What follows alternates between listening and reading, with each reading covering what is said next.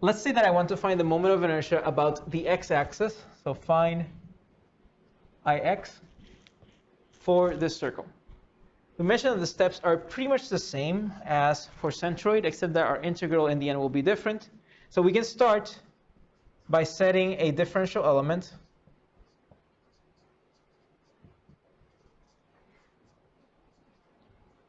This is a two-dimensional element or two-dimensional shape. So our element will have a differential dimension what? D what? dA, right? It's a two-dimensional shape. It's going to have an area. And we're going to set or locate that two-dimensional element, dA, at an arbitrary point xy. So I'm going to do my dimensional element here, my differential element here, at an arbitrary point xy. I'm going to pick my xy to be on the first quadrant, just because it's going to be easier for me to calculate it later.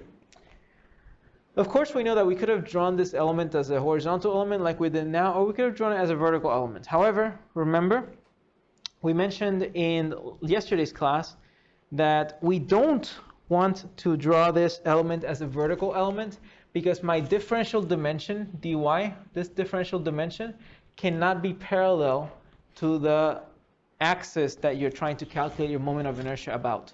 In other words, if you want to find moment of inertia about the x-axis, your differential length cannot be parallel to the x-axis. That means it cannot be a dx. It needs to be dy. And that's why we have to draw this element as a horizontal element so that our differential length is not parallel to the x-axis. Okay? So we set our differential element. The next step was to find the centroid of that differential element, which I like to call x squiggly and y squiggly. We find that centroid in terms of our points x and y. So I'm going to start with x squiggly. First off, this is a rectangular element. Where's its centroid of this rectangle?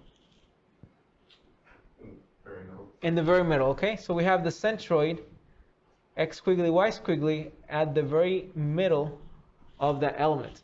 So what's x squiggly here? 0. If I were to place my element, let's say here, would it be the same? Yes.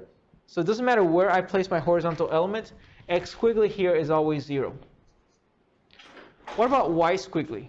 Where's y squiggly with respect to my point y? It's anywhere from -a to a.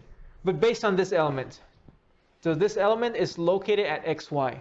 So where is y squiggly? Y. At y, right? So we say that y squiggly is just equal to y. And like you said, the location of this element means that this y is not a constant. And it changes, so I cannot treat it as a constant. Good.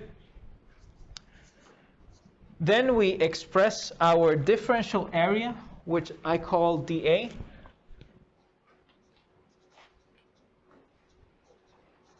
As some function of your differential dimension, which in this case is dy. So I look at this differential element. What's the length of this element? 2x. So what's the area of this element? The area of that rectangle? 2xy. 2x dy. Here, and I want you to be very careful here. We know that x squiggly is always 0. Is this x going to be a constant as I move the element? No. No, right? This x actually changes with respect to y. How do I relate x to y here? This is a circle with radius a. How do I relate x to y? This equation of a circle, x squared plus y squared equals radius squared. Yep, x squared plus y squared equals radius squared. That's how I relate my x to my y. So if I solve for x, I get that dA equals 2. X will be equal to square root of a squared minus y squared dy. And finally, what's my last step?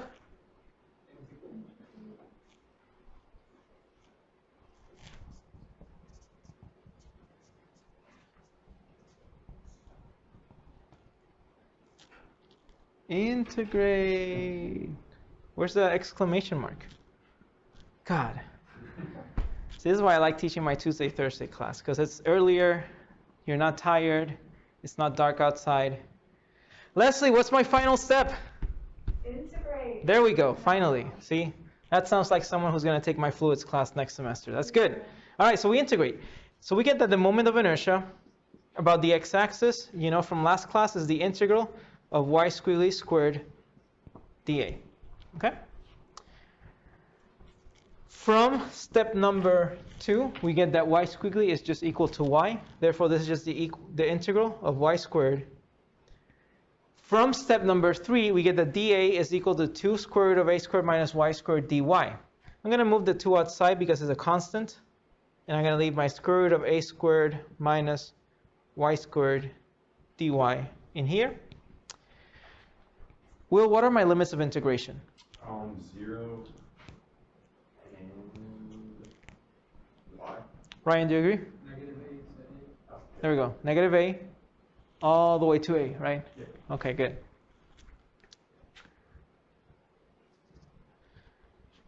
Who wants to volunteer to solve this integral?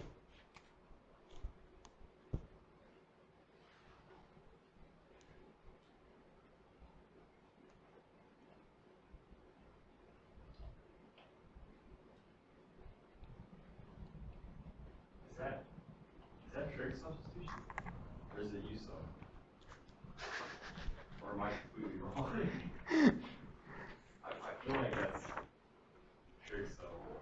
I'm gonna write it down for you because even I wouldn't know how to integrate this, or I don't think I would care to know.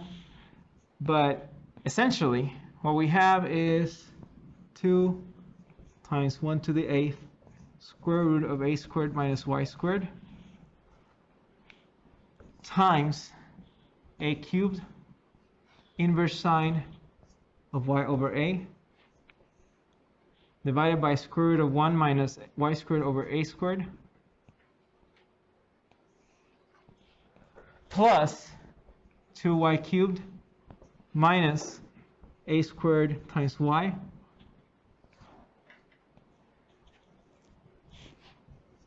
and all this evaluated from negative a to a. So after solving this integral, what does this give us?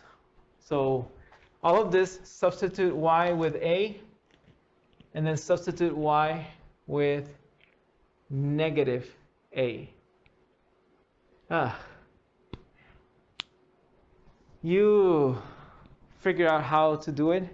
I'm just going to give you the answer. According to the book, the answer is pi a fourth over 4. Pi radius to the power 4 over 4. Before, don't think too much about this. The book only gives you up to here.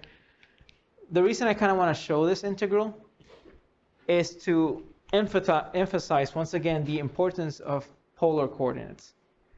Because notice that if we would have used polar coordinates, our integral would have been a lot easier, right? In polar coordinates, everything is in terms of radius and angle. It's evaluated from 0 to 2 pi, and the equation will be a lot easier, and we'll still get this answer. Okay, so I just want to emphasize that importance of polar coordinates. But essentially, that should be as good a review as any for the moment of inertia. Notice that the first 3 steps are exactly the same as for the centroid, but then the final step is where we do a slightly different integral, right? For centroid, we had the centroid in x is integral y squiggly x squiggly dA over integral dA. In the case of moment of inertia, the moment of inertia about the x-axis is integral of y squiggly squared dA. That's it. I think we'll be fine as long as we had a lot of preparation with centroids and center of gravity. But there's actually a little bit more material that we want to cover related to the moment of inertia. Now, we mentioned that moment of inertia serves to determine for different cross-sectional areas. Let's see, we have our I-beams. And let's say we have these types of beams. So for these 3 different cross-sectional areas, yeah? If you don't mind, I'm going to ask a quick question Uh-huh. from the video. Mm-hmm. For the I-beams, Mm-hmm. is it because of the increase in surface area that it has a Less deflection? less deflection material? So here's the thing. It's because of the moment of inertia. So it's not necessarily related to surface area. Is the moment of inertia related to surface area? The moment of inertia is related to distance from the axis and cross-sectional area. So when you're saying surface area, I'm thinking of this area. But moment of inertia is actually related to cross-sectional area, not surface area. Okay. It's shown in like using a beam as wide as that, but without the eye. Yep. Yeah. Okay. Yep. And we mentioned that the shape with the highest moment of inertia, which would be this I shape, would actually yield the lowest deflection and the lowest internal stress. Like I said, moment of inertia is something that I'm not very good at explaining what it is. I just know what it's for. Okay. Now, here's the thing. Moment of inertia depends on your distance from the axis, right? Because you notice that for every shape, we had to calculate the distance from the axis, right? The x squiggly or y squiggly from the axis.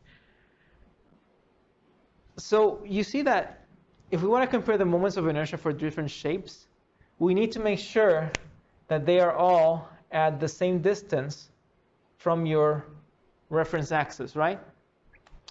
But my question is, how do you make sure, like, what is that reference distance? Is it a set distance perhaps from the bottom of the element? Is it a set distance from the center of the element? Is it a set distance from the top? How do you know how to place these three elements with relationship to an axis so that your moment of inertia is comparable? Because if you were to place this element higher, you're going to have a higher moment of inertia. But that's not the case. So how do you compare them? Where do you think is a good place to set the axis so that we have consistent moments of inertia for the three different shapes? I would say the center of the object. At the center of the object, right? Of course, this is a pretty rectangular, regular object. But if our object were irregular and you're not really sure where the center is, what's a better location to place it? The centroid, right? And that's what we're going to do. When we calculate different moments of inertia and compare between different cross-sectional areas, we typically take the axis to be the axis about the centroid of the object. In other words, we set our x and y axis to be at the centroid of the area. We already did this with this example. Notice that we had a circle and the origin passed through the centroid. And that's what we want to do. We want to make sure that our origin passes through the centroid of your element. Now, when we do that, and we're going to do some examples in a second, we can relate that moment of inertia to the moment of inertia of any parallel axis by using a theorem called the parallel axis theorem. And this will haunt you a little bit. You're going to use it in future classes, so try to make sure that you understand this. So in order to understand the parallel axis theorem, let's say that we have some irregular shape at some arbitrary distance from your x and your y axes. And let's say that this shape has a centroid right here. That's a centroid, okay? I'm going to call it x bar, y bar. Now we know that the moment of inertia for this shape about the x-axis is the integral of y squiggly squared dA. Can we agree on that? Okay.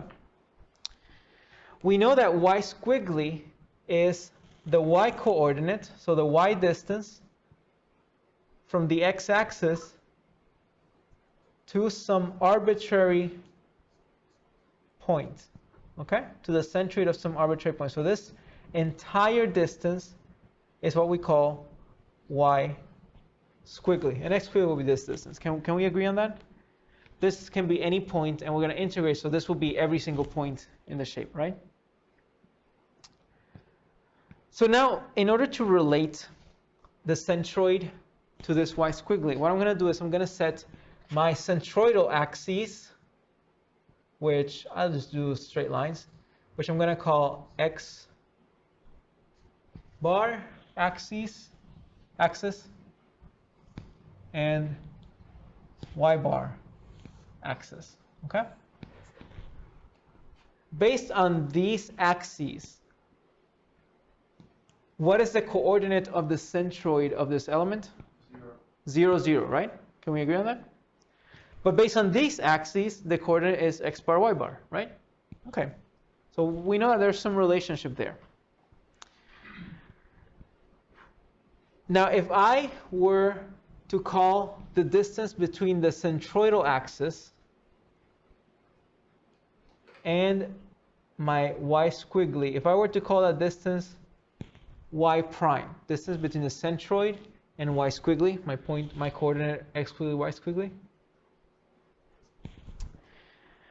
then how can I relate, right? How can I relate this y squiggly coordinate to y prime?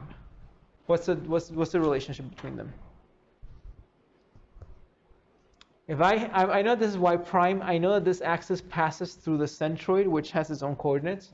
So I would like to know, how can I find y squiggly given y prime and whatever's left in this figure? First off, how can I get to y squiggly? I have to travel through this length and then through a length y prime. So at least we should know that y squiggly is y prime plus something, right? So what is that something? Y bar, right? So y squiggly is actually equal, based on that definition, to y bar plus y prime. Do you agree, Riley? Mm-hmm. Okay.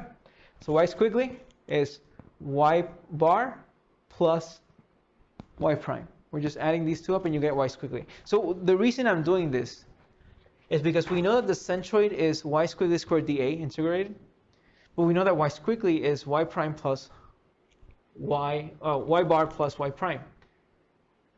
So if we were to replace that, we get that the centroid moment the moment of inertia about the x-axis is equal to the integral of y squiggly squared. But y squiggly is equal to y bar plus y prime. So I get the integral of y bar plus y prime squared dA. If we were to square these terms, what does that give me?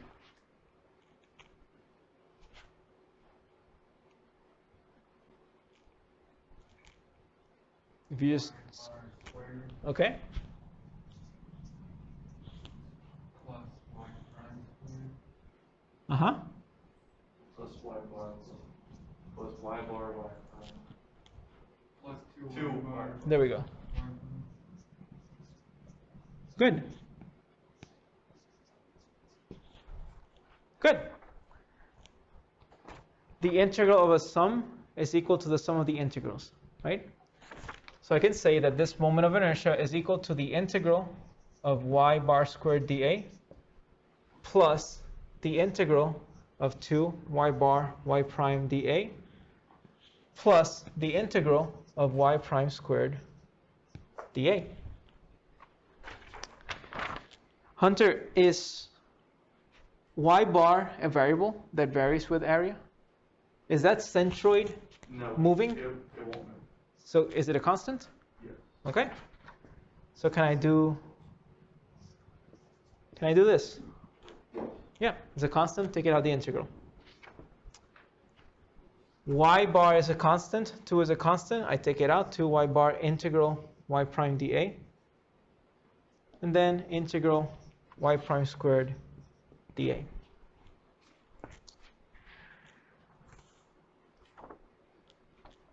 Will, what does integral dA mean? It's the differential area of integrate, but Uh-huh. So if you integrate over a differential element, what do you get? The element. The element itself. The what? The element itself. Exactly, right? So what's the integral dA? GA. Or, no, Y. A, right? The integral of d something is something, right? Yeah. The integral dA is A, okay? Just the area of this element. We'll call this area A. This is a little bit harder to understand, integral y prime dA, but let's remember that the centroid, y bar, this is just any general centroid, is the integral of y squiggly dA over the integral of dA. Is that correct? Now here we have the integral of a variable measurement y prime dA. So that means this y prime really is just my y squiggly distance but measured from the centroidal axis, right? So if I want to find the y-coordinate of the centroid for this shape, but that y-coordinate is measured from the centroidal axis, what's the coordinate? In other words, if I want to find the coordinates of the centroid, y bar, but relative to this centroidal axis, 0, 0, right? We already said that the coordinates of the centroid are at 0, 0. Yeah. So that means if this is measured from x bar, my x bar axis, then that means that this has to equal 0. Y bar is 0 if we're measuring this y bar from this axis, right? In order for this to equal 0, the numerator has to equal 0. Right? The denominator cannot equal 0. It will be undefined. So that means in order for this to equal 0, the integral of y squiggly dA has to equal 0. Now look at this integral. Integral of y prime dA. What does y prime represent? The distance from the centroid to y squiggly. So now based on everything we've already seen, what is the integral of y prime dA? 0, right? Because it's the integral measured from x bar to y squiggly. And we know that it has to be 0. Good. Integral of y prime squared dA. Ignore the prime. Just think of integral y squared dA. Where have we seen that before?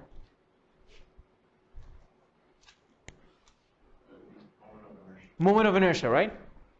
But moment of inertia was measuring from the x-axis. Here, y prime is measured from where? The centroidal axis. So this is the moment of inertia, but measured from the centroid. Okay?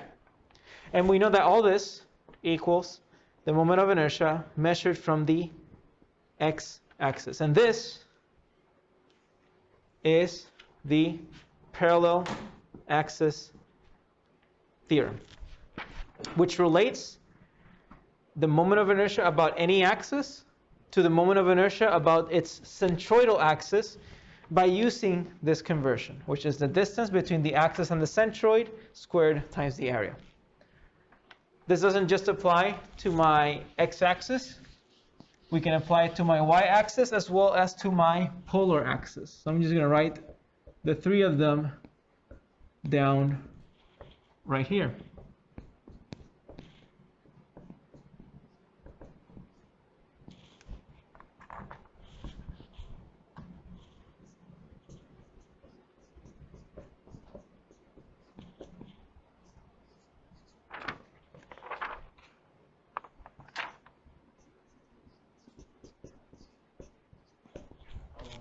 Yep. If we centered the centroid at the center of the x and y axis, would it accomplish the same purpose? They'll probably have a more complicated formula. If we center the centroid where? At this, yeah. At the origin? Then there's no need to use it, right?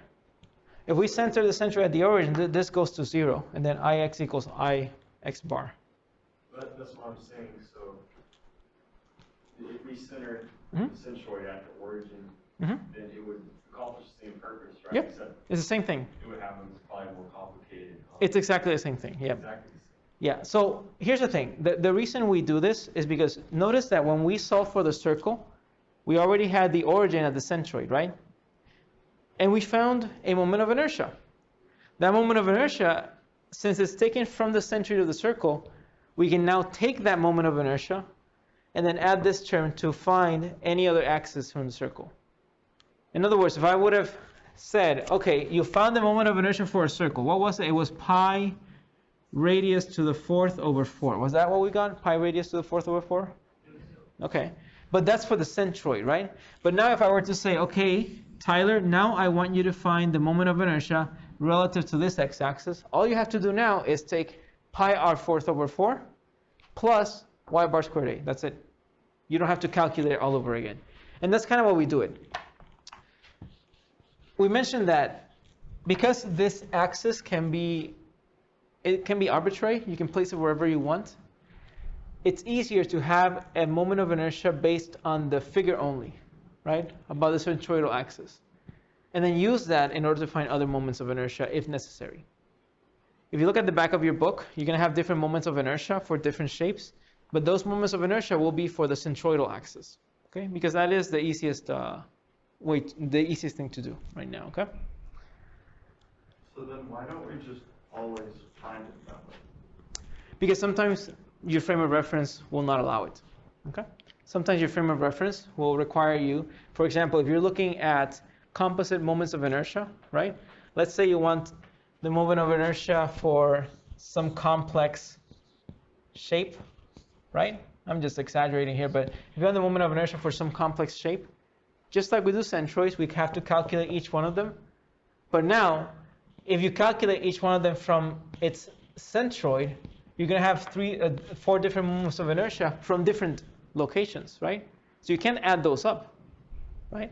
You need to find a common axis. It can be anything. It can be this. It can be just whatever. We have to have a common axis and then convert all these moments of inertia into that axis so you can add them up and find the total moment of inertia. Okay? So that's why. When, you know, our structural elements are not, how do you say, they're not so regular that you can just calculate one value. In fact, that I shape, how do we arrive at that I shape? We need to find moment of inertia for the top, for the bottom, and for that vertical side, right? And then combine them. And how do we do that? We find different ones from their own centroids, and then we set them relative to the same axis, okay? And that axis could be the centroid of the I shape itself. That's one thing we could do, right? But the point is that for each individual shape, we typically find the centroidal axis first, and then we combine them all into one common axis. Okay? So for one individual piece like we have here, We can it's just- easiest just to put it as 0, 0. Yep. But if that was a part of something, it's different. Yep, that's correct. Any other questions? All right, let's do an example. Make sure we understand all this. I think it seems like everybody's grasping everything correctly. It actually seems like we may do enough progress today that we can spend all of next week essentially working on problems, I guess. This is example 10.1. We started example 10.1 yesterday, but we solved it just by applying moment of inertia. But now I would like to solve 10.1 using the parallel axis theorem. So if you don't remember 10.1, or if you don't have your book with you, I'm going to try my best. I'm going to try my best to draw the diagram here. It's kind of late during the day, so excuse my inability to draw straight lines. In example 10.1, we had a rectangle with a base B and a height h. And we were asked to find the moment of inertia about the x-axis. When we solved this in class, we found that the moment of inertia about the x-axis was 1/3 base times height cubed. That's what we found when we solved it. But now, I would like to find the moment of inertia about the centroidal x-axis. In other words, about the x-axis that passes through the centroid of this rectangle. In addition to that, I would like to use the parallel axis theorem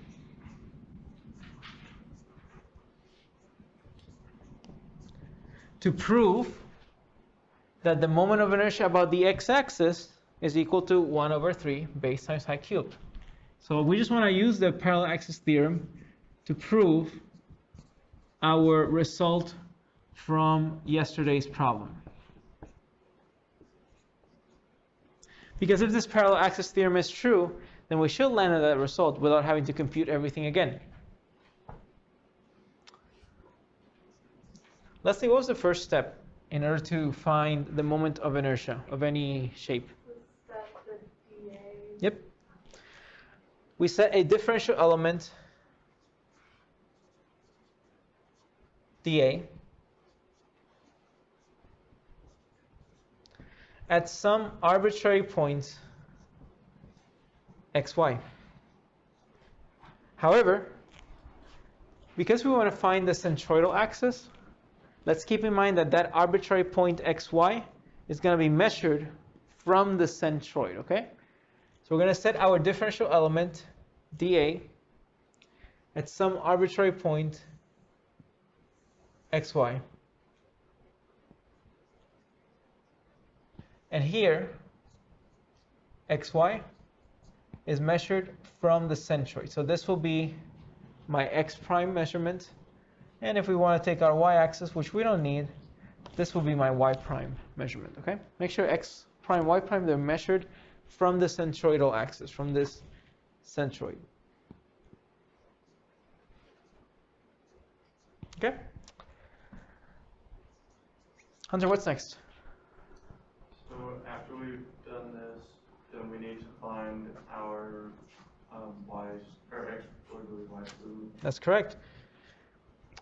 Let's remember that because we're measuring from the centroid, I'm just going to call this x squiggly prime, y squiggly prime. Okay? So we want to find x squiggly, y squiggly prime, which is the distance between the centroidal axes and the centroid. Ryan, from the centroidal axis, what is x squiggly? Remember that my origin is right here. So what is x squiggly? A centroid. Well, measured from the origin. This is the origin, 0, 0, 0. So 0, right? Okay. So we get that x squiggly prime equals 0. Riley, from the centroidal axis, what is my y squiggly prime equal to? Y prime. Y prime, that's correct. Good, good, good. I think we're all doing very well. Tyler, what's next? We need to redefine our differential element in terms of y tilde prime. That's correct.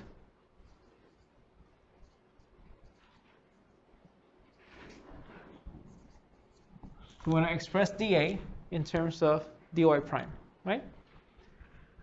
dA is the area of that element. What's the area of this element? What's this distance? B. 2x. Yeah, 2x prime or just b, okay? So I'm going to write 2x prime. Then what's this distance?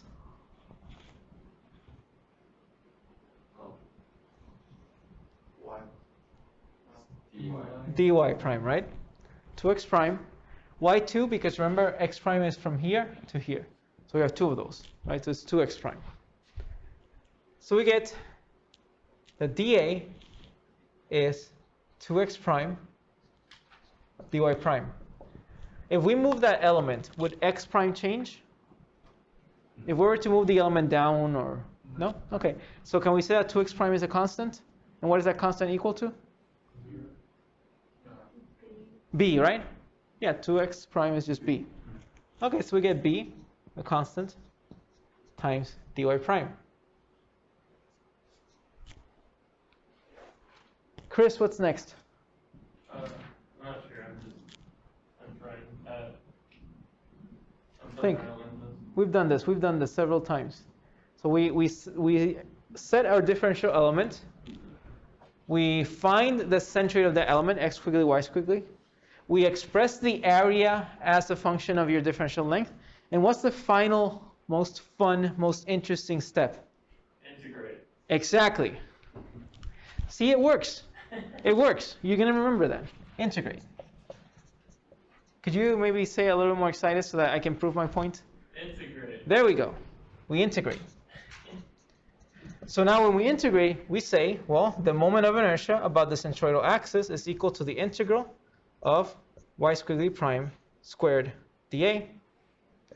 From step number 2, we found that y squiggly prime is just y prime.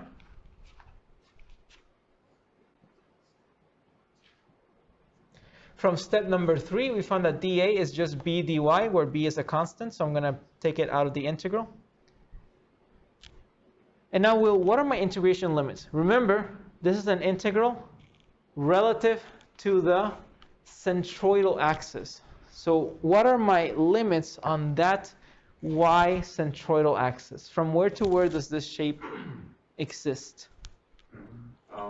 Y prime. From where? Yeah. From the centroid, or from y bar. Not really from the centroid, right? Because there's a lot under the centroid. Ryan, can you help him out?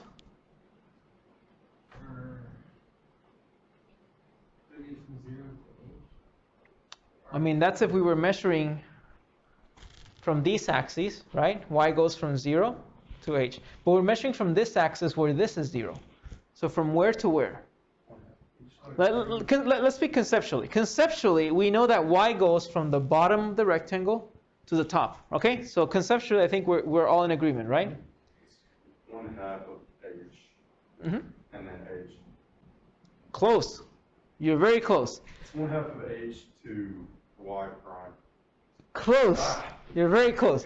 Conceptually, we know that y goes from the bottom to the top, right? Good.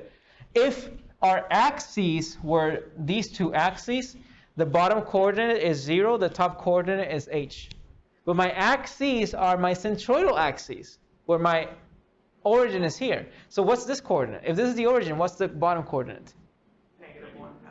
Negative h over 2. And Will, what's the top coordinate? H over 2. H over 2. So Will, what are my integration limits?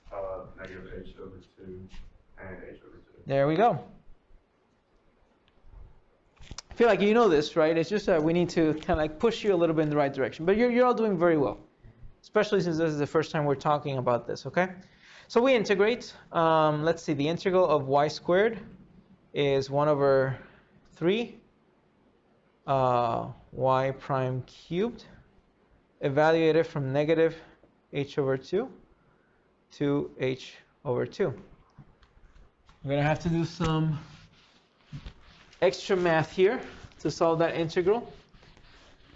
I don't think it should be that bad. Let's see, we get I x bar equals b times 1 over 3. Those are my constants. I'm going to leave them out. Multiplied by h over 2 cubed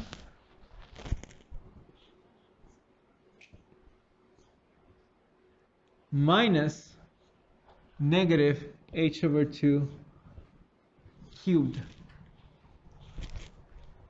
I guess you guys can help me with that. 1 over 3 b times h cubed over 8 plus h cubed over 8, 1 over 3. I'm going to factor out the 8, right? Is that correct? Yeah, Okay, good. because you can add those together, so then it's 2h to the third. Okay, thank you. So then So- you're going to actually factor out 2/8 if you want to. Okay, so I factor out 2 8s. 8 times 3 is 24. B, h to the cubed. 2 over 24 is 12, so 1 over 12. B, h cubed. And that is the moment of inertia for a rectangle about its centroidal axis. Any questions?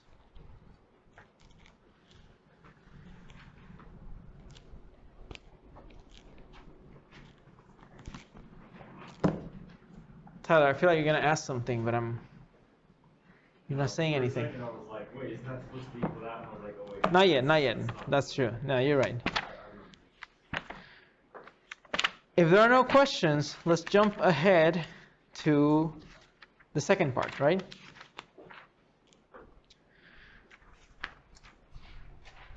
For the second part, we want to use the parallel axis theorem. I'm going to leave it right here to prove that the moment of inertia about the x-axis equals 1/3 bh cubed. The parallel axis theorem tells me that the moment of inertia about the x-axis equals y bar squared a plus the centroidal moment of inertia, right? In this case, we want the moment of inertia about this axis. That means that we need y bar measured from this axis. Let's see, what's y bar measured from this axis? H over 2. Okay, so we get that the moment of inertia about the x-axis equals y bar, that's h over 2, but y bar squared, right? So this is all squared, times area. Hunter, what's the area of this rectangle? B times H. BH plus the moment of inertia about the centroidal axis, which we already know is 1 over 12 b times h cubed.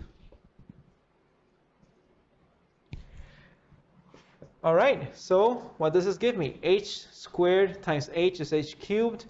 2 squared is 4, so 1 over 4 bh cubed plus 1 over 12 bh cubed.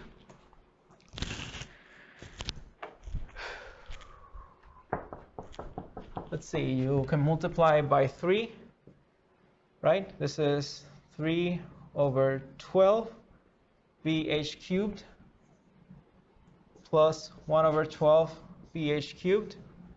Factor out the bh cubed over 12, you get 3 plus 1 equals 4. 4 over 12 bh cubed. 4 over 12 is what? 1/3. 1/3. So 1/3 bh cubed. Is this what we wanted to find? Okay. And because we already calculated this using the general moment of inertia equations, we know that it's right. That is the right answer. Good.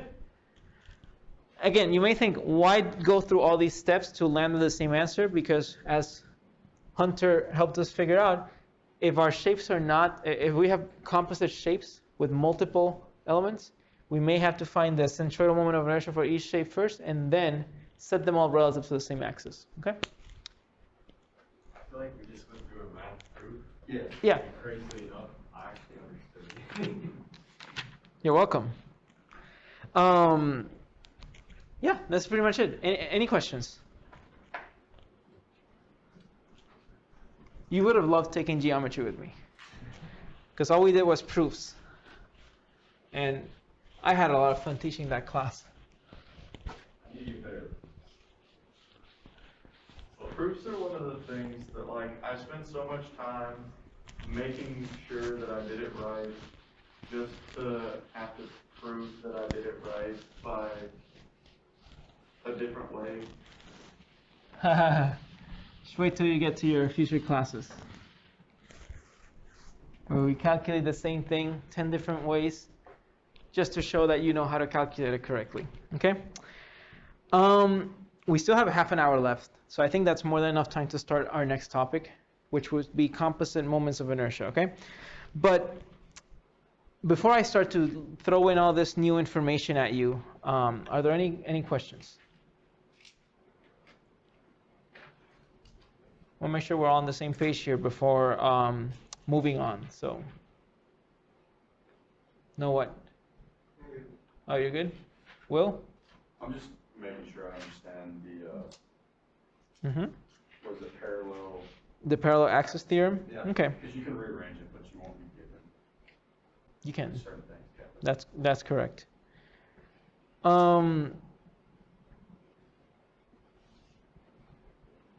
Chris? Good? Riley? Tyler? Hunter? Leslie? All right. Let's talk about moments of inertia for composite areas. Now, if you saw last week's videos, then you know that we've already talked about this for centroids, right? We calculate the centroid for composite areas by looking at the centroids of the individual elements in those areas, right? You'll see that we're going to calculate the moment of inertia for these composite areas in a very similar way. Now, before we do this, let's recall that for centroids, we were looking at weighted values because the centroid had to be related to the area, right? For moment of inertia, we want to be careful because the moment of inertia is already including that area, right? So we don't really need to weight them. Now, just as a bit of a review, let's say that we want to find, and we're not going to calculate, but let's say that we want to find the centroid, right, of perhaps this shape. maybe instead of trying to find the centroid of this stepped curve, hard curve, you can divide it into areas where it's easier to find the center for each individual area. So how would you separate or divide this into composite areas? A rectangle and square. Okay, so we can have perhaps this rectangle and this square. Is that correct? Good. Where's the rectangle? Where's the centroid here? In the middle, right? Where's the centroid here? In the middle. So if we call this x bar 1 and we call this x bar 2, then we know that the centroid x bar of this element is equal to the sum of x bar 1 a1 plus x bar 2 a2 divided by a1 plus a2, correct? Where a1 is the area of this first element, a2 is the area of this element. Is that correct? Yeah. That's how we found centroids for composite areas. Moment of inertias, however, are not that complicated. If you were to calculate the moment of inertia for each of these elements, so let's say you find an ix1 for here and ix2 for here, the moment of inertia for the entire element is actually just the sum of your moments of inertia. Why? Because the moment of inertia is integral y squared dA, so you're already including the area there. So moment of inertia, because it already includes the area, it doesn't need to be weighted. Whereas the centroids, you divide over the area, so you still need to weight it. Okay? So moments of inertia for composite areas are actually going to be a little bit easier to calculate than moments of inertia for, easier to calculate than centroids for these composite areas. Now, let's recall for centroids, we need to be a little bit careful, right? We need to choose correctly or choose carefully how we calculate or add those centroids. So for example, let's say that this element has a hole right here. So this is my element. There's a hole here. How would you divide this now, Tyler? Or Hunter? Go ahead. So could we divide it the same way, but remove the area of the circle? Exactly, right? We still have a rectangle. We still have a square. But then we're removing the circle. Okay? So this is how we divide this element. You have your rectangle, your square, but if you add them up, you get more than what you need. So you just remove the parts that you don't need. You calculate your centroids. And then what happens? My centroid, let's call this x bar 1, x bar 2, x bar 3. My centroid becomes x bar 1, area 1, plus x bar 2, area 2, minus, that's correct, x bar 3, area 3. Leslie, why is it minus? Because it's a hole. Exactly, you're removing that area, right? That's not there. Divided by area 1 plus area 2 minus area 3. Does that make sense? Okay. We did some examples on this on last week's video. So if you're a little bit confused, just make sure to watch last week's video where we actually went into this into a lot more detail. Now let's say that we calculate a moment of inertia for each of these shapes, ix1, ix2, ix3. What do you think the total moment of inertia for this shape looks like? ix1 plus ix2. That's correct. ix1 plus ix2 minus ix3. So does all that make sense to you so far? So you see why we're subtracting your moment of inertia, right? Tyler? Okay. Riley? Good. So let's go ahead and try an example then.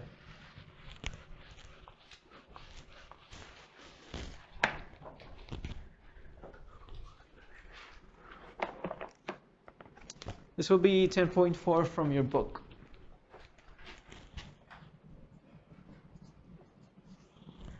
Here, we would like to find the moment of inertia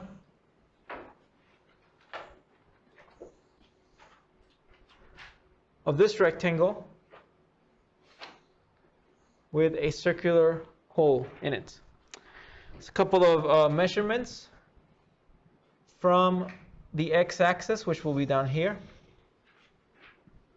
And we don't really need an y-axis because we're only going to calculate from the x-axis. But from the x-axis to the center of the circle, we have 75 millimeters. From the center of the circle to the top of the rectangle, we have 75 millimeters. And then the base of the rectangle is 100 millimeters. And the radius of the circle is 25 millimeters. Okay? So that's what we're given. I would like to find the moment of inertia of this shape. And just so that we're clear, the shape is a rectangular portion with a circular hole in it. So the shape is the part that's shaded. Ryan, give me a plan of action for this. Just an overview, not detailed steps. I just want to know overall, what are we looking for? How are we going to find it? We need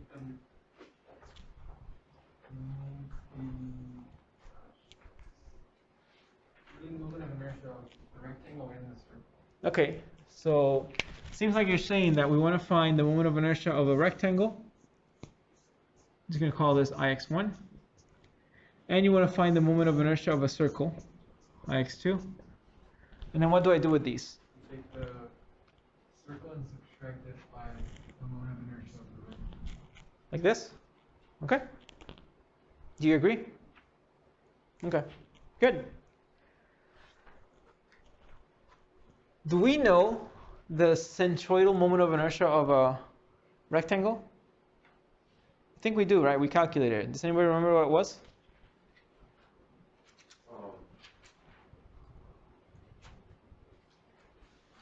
One-third this times height squared. Centroidal. Yeah. Is that the 112 one? Yeah. Yep. 112 BH cubed.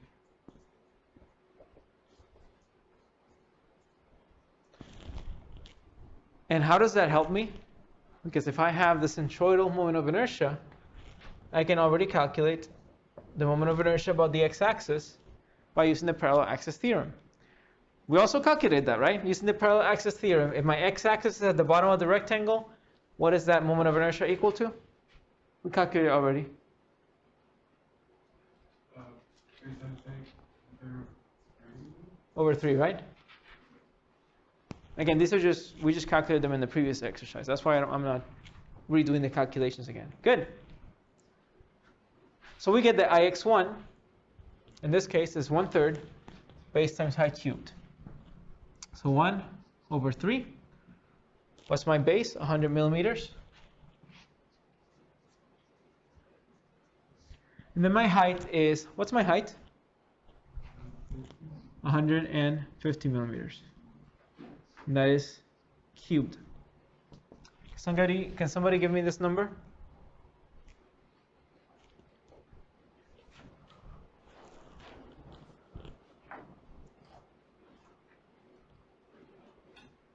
Are we going to use Ix bar back to subtract from Ix2 bar? Or No, we use from the axis. If I would have asked you for the moment of inertia from the centroid of this shape, we could, but we want to find the moment of inertia from the x-axis. So the only reason we're using Ix bar is just to find Ix. That's all it is. Typically, like I said on your book, these Ix bars are already given for rectangles, triangles, circles, etc. 112.5 times 10 to the 6. Can somebody confirm? Yes. Units? Millimeters. There we go. 1/12.5. Don't forget that. Don't round in the middle of your measurements. I just do it so that it looks nicer on the board, so I'm not writing all these decimal points. Good. So we have our Ix for this rectangle. I'm going to call it Ix1. Circle. Do we know the centroidal moment of inertia for a circle? I think we calculated it today, right? What was that equal to?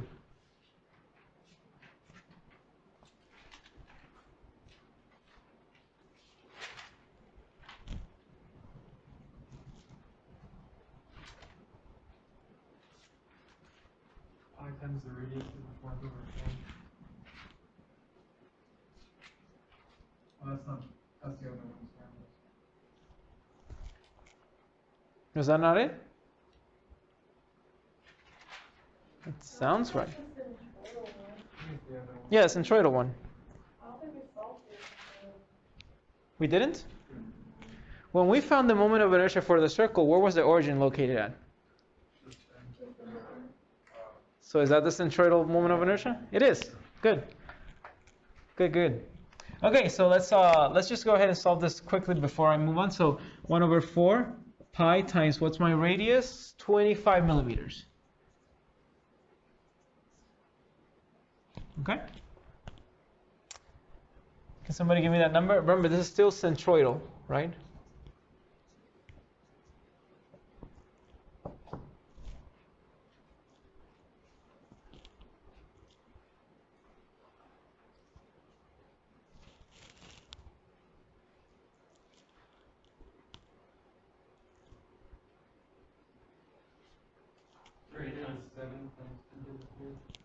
Were you going to say the same thing? I was just gonna say the 30, but yeah, basically. All right. Can somebody repeat the number? I just didn't really hear. 307 times 10 to the third Units?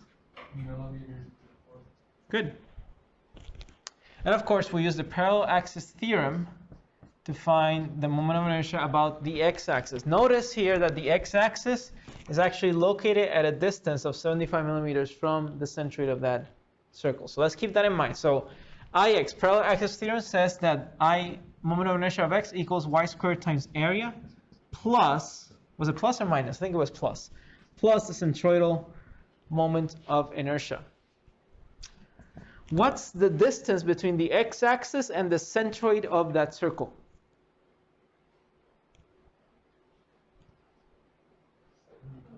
$75 millimeters. Okay, so we get 75 millimeters squared. What's the area of that circle?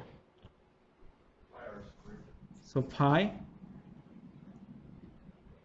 I'm gonna there we go. Pi times 25 millimeters squared plus our centroidal moment of inertia, which is 307 times 10 to the power 3 millimeters to the fourth. That gives me a moment of inertia of how much?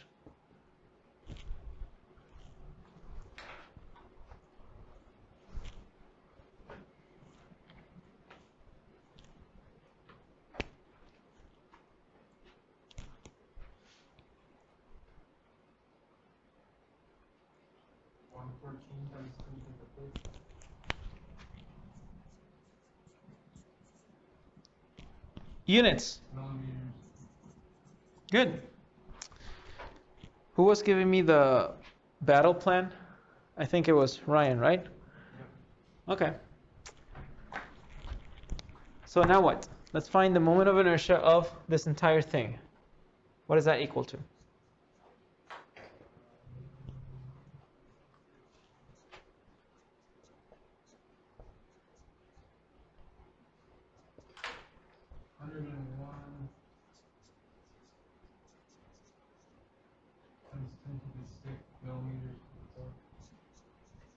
I'm going to need someone to confirm that, just to make sure the value is correct. Got 101. I meant to 101. I got 124 times 10 to the 6.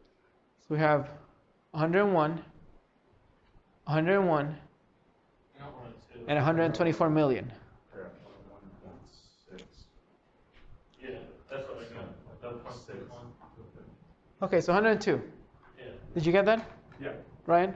I got 10114. Remember 112.5, right? Yeah. Did everyone write 100?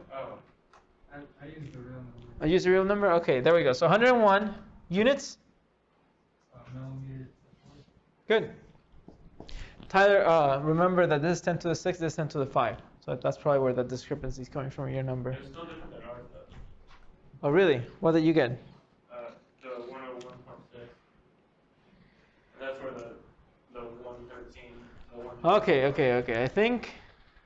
So ours is technically within as All right. Wait, I'm kind of confused now. Yeah, I think we're struggling not where we should, right? We should have been struggling in the moment of inertia part. We're struggling in adding and subtracting. All right. Let's just make it easy for you. 113 times 10 to the power of 2, 3, 4, 5, 6. So, is that correct? 1.13 billion. Is that correct? No, 1 times 10 to the 6 is 1 million, right? Is that correct? So 113 should be 113 million. There we go. Thank you, Leslie. Oh, I missed a 0 anyway. Thank you, Leslie. There we go. Okay, so 113 million minus 114 times 10 to the power of 2, 3, 4, 5. 11,400,000. That was accidentally adding, so sorry for confusing you guys. So how much is that? 113 minus 11 is 102. But remember that we're also subtracting this 400, so 101, 6,000,000 millimeters to the power of 4, or simply 102 times 10 to the power of 6 millimeters to the power of 4. Can we agree on that answer? Yeah. Can you imagine that? According to that math, yes. Can you imagine that after a perfect take-home exam, you mess up the final subtraction? And of course, I'll be rushed because it's Thanksgiving week. I have to spend time with my family, so I'll just give no partial credit. Ooh, that would be horrible. I do not wish that upon my worst enemy, but that is what's going to happen to you, the student. So, Should we just wait another week to get our grade instead? I mean, if you want to wait, I don't mind. If you get a better grade for waiting. Yeah, if I get a better grade for waiting, I'll wait. I'll keep in mind that the next week I have my fluids take-home exam, which I'll also be rushing to grade. So it's a gamble, right? You want to wait until I have 2 exams to grade? That's 160. Well, I guess it's 4 groups, right? So that's about 40 exams that I'm going to have to grade. Think about it. I feel like your focus is going to be more than like you're just thinking about footage. Yep. Any questions? It seems like this material is easy enough, right? Let's ignore that bleep at the end where we weren't sure how to add or subtract, but it seems like the material was easy enough, right? That is moment of inertia. Really, there is not much else to this chapter. I did want to spend 2 weeks because this is, like I said, something that you're going to continue to see in your classes. So I need to make sure that you're very good at it, okay? Not just okay. You need to be very good at it because we're going to look at this in following courses, especially if you're taking class with me next semester. We have 9 minutes. Let's see if we can solve another example in those 9 minutes. And then next week we can spend doing problems from the book. All right, so this will be example 10.5. And in this example, we are given the cross-section of a structural member and some dimensions. We get that we have 400 millimeters. Let's see. We have 100 millimeters.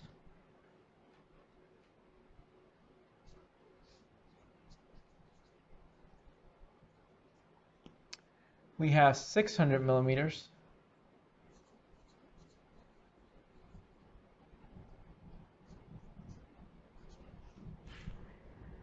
We have 100 millimeters.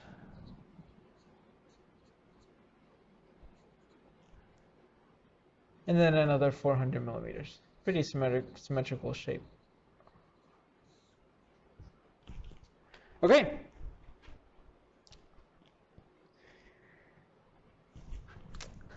Let's say that we are going to set this, set our coordinate system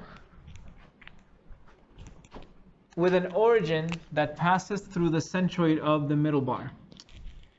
Thought these markers would work. So we're going to have, for our coordinate system, I'm going to have to erase this measurement.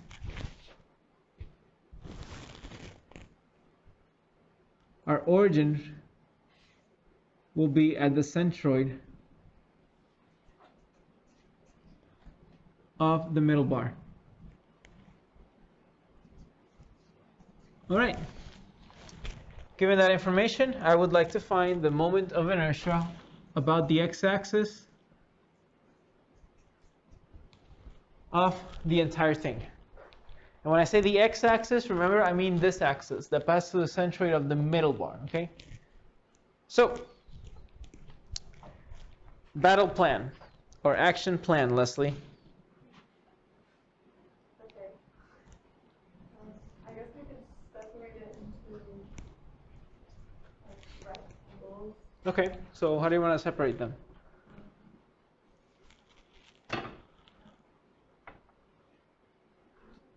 The first 400 millimeter one. So you want to do all the 400 millimeters? Yeah. Okay. So we have 400 millimeters, and I'm assuming you want this entire thickness, right, of 100. So we have 100 and 400. Okay, what else? And then do the same 400 one on the right side, and then have the middle separate. The same 400 one on the right side? Yeah.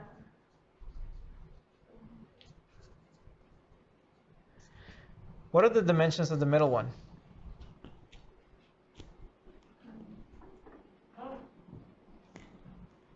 It's the same. 400 by 100. A little bit disappointed. I thought the book would give us something a little bit more challenging. But okay, They're all the same. good. Good. All right, so we split our elements. Let's call this one 1.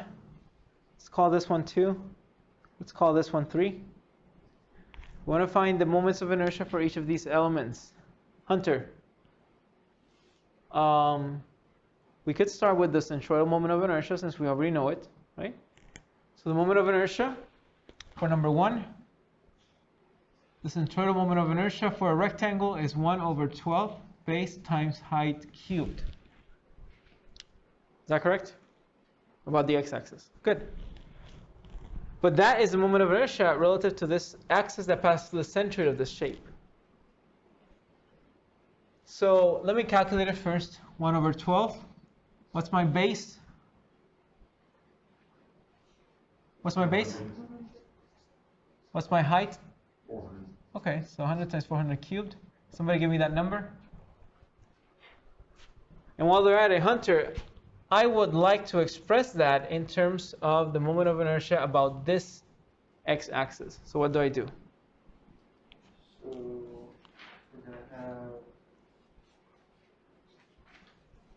we're gonna have to come down. Mhm. So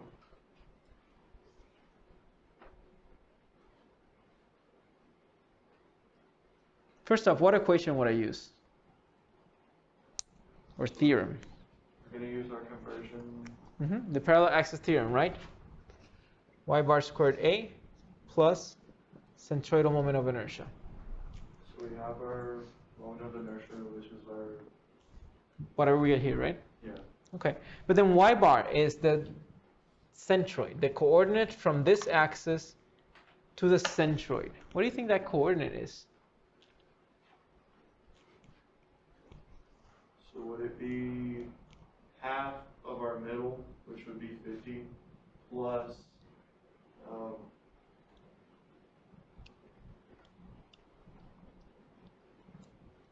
plus another, what, 100 to get to the middle of, like, we would have to go from our x-axis to the middle, which is half of that, and then we have to keep going up a little bit to get to the half of.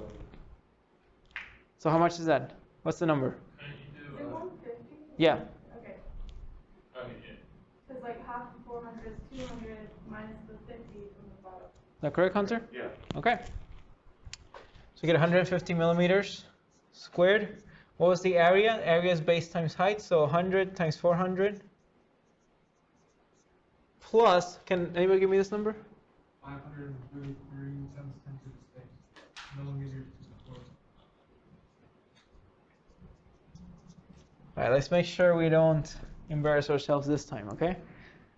So what is this equal to? What's the moment of inertia about the x-axis for our first region?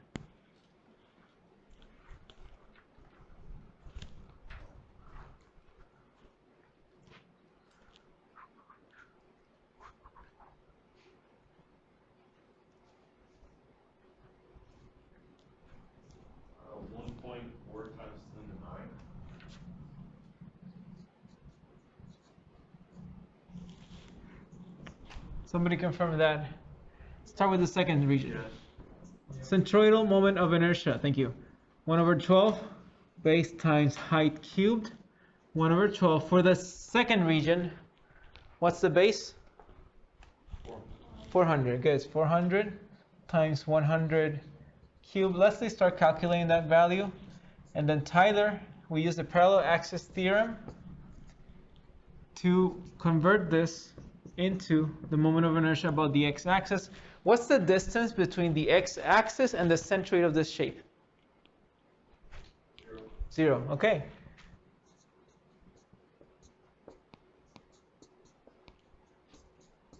So what's this number, Leslie? 333 times 10 to the 5th millimeters to the 4th. Okay, so we get 333 times 10 to the 5th. Riley, do you understand why the moment of inertia about the x-axis is the same as the centroidal moment of inertia? Because it's at the origin, the centroid, so that one's already. Exactly, right? The x-axis is the centroidal axis, right? So there's no conversion. Good. We got 1 minute. Let's see if we can finish in 1 minute. For number 3, we have the same shape, right? So the centroidal moment of inertia would be exactly the same, 533 times 10 to the power of 6. However, in the x-axis, I have y bar squared area plus centroidal moment of inertia. What's y bar squared for this element?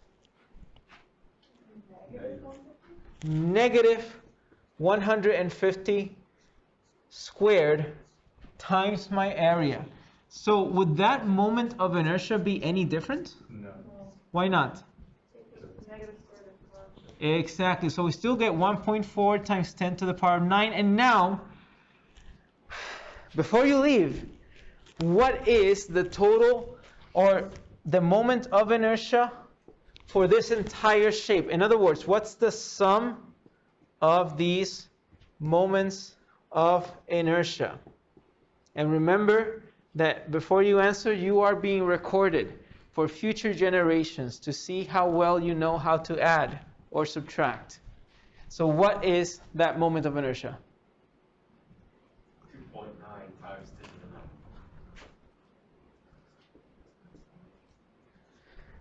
9. Leslie, can you confirm that value? It's 2.8. You don't round up for a 3. Do you have 2.8?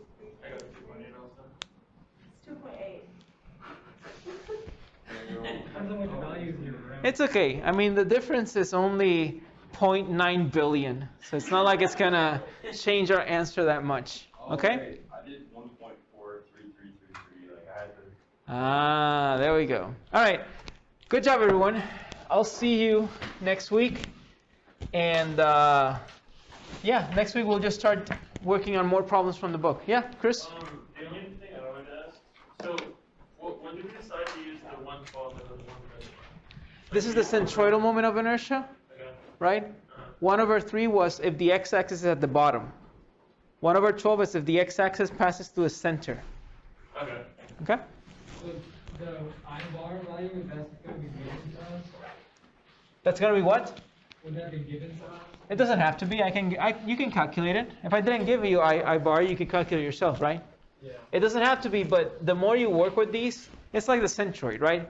The more you do it, the more you realize, wait, the centroid of a rectangle is a center. The centroid of a triangle is 1/3, right? You're gonna keep using that value, so you're gonna memorize it yourself.